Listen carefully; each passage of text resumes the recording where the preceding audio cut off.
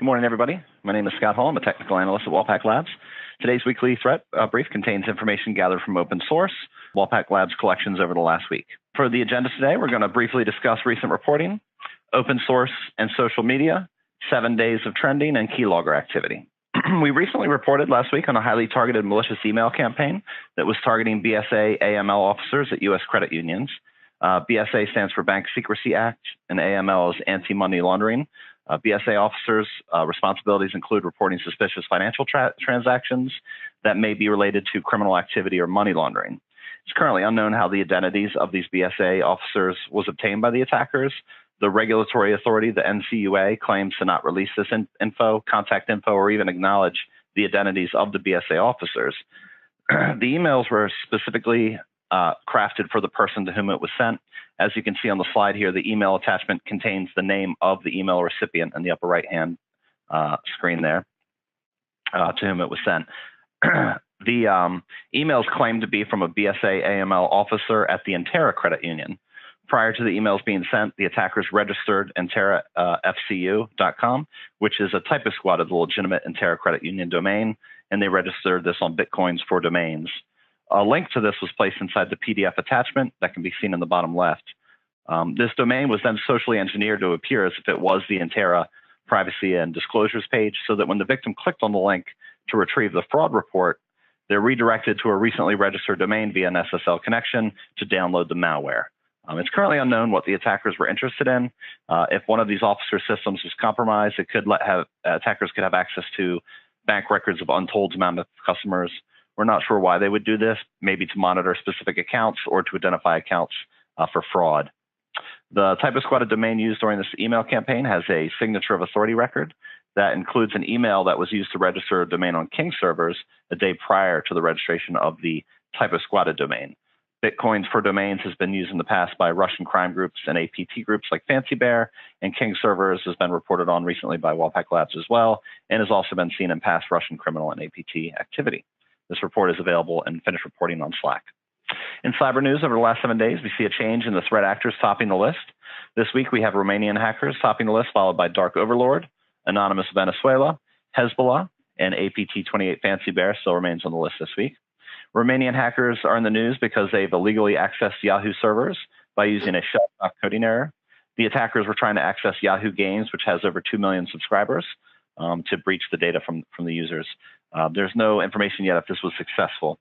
The Dark Overlord has been in the news lately, and they have claims that they have highly sensitive documents relating to September 11th.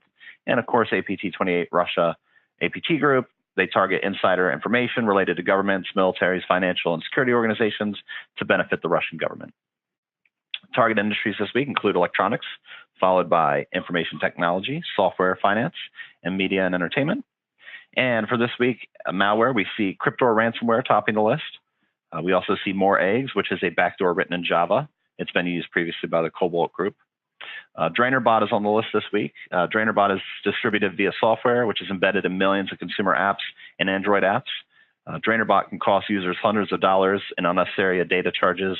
It also drains batteries and slows mobile devices, which is what gives the malware its name. And we also have Upatra, which is malware that targets Windows System, is number 5 on the list this week. Top cyber stories in social media include a story about new Internet of Things information security service that's being rolled out by Trend Micro. And there's also numerous mentions about the Cryptor ransomware and the way that it's been targeting, infecting D-Link NAS devices.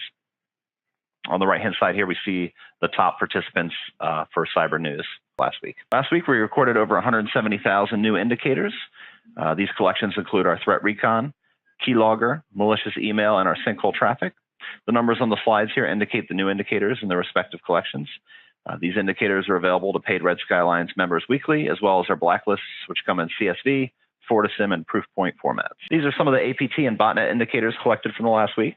We had 419 unique APT indicators over the last 7 days. You can use your two-factor authentication to log into CTAC to download these indicators.